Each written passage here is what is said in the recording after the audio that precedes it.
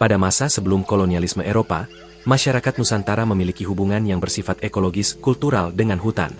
Pola hidup masyarakat adat seperti Dayak, Mentawai, Baduy, dan kelompok-kelompok pegunungan Papua menunjukkan bahwa aktivitas pemanfaatan hutan dilakukan dengan prinsip subsistensi dan berbasis kebutuhan, bukan eksploitasi massal. Sistem ladang berpindah tradisional yang sering disalahpahami sebagai penghancur hutan sebenarnya memiliki mekanisme regenerasi.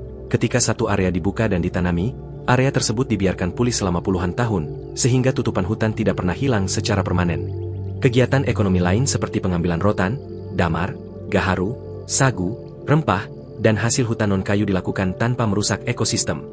Hutan menjadi bagian dari struktur spiritual masyarakat, tempat roh leluhur, ruang ritual, dan bagian integral dari identitas etnis.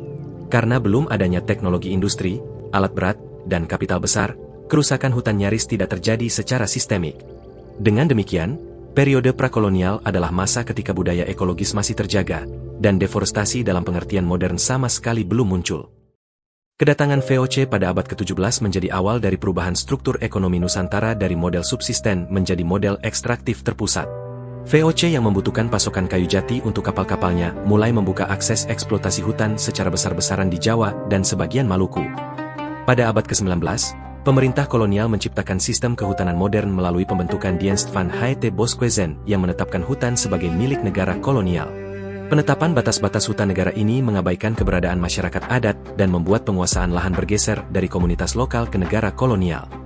Selain itu, program tanam paksa, kulturstelsel, pada era 1830-1870 menuntut perluasan lahan untuk tanaman komersial seperti tebu dan kopi, sehingga mendorong pembukaan hutan secara sistematis terutama di Jawa.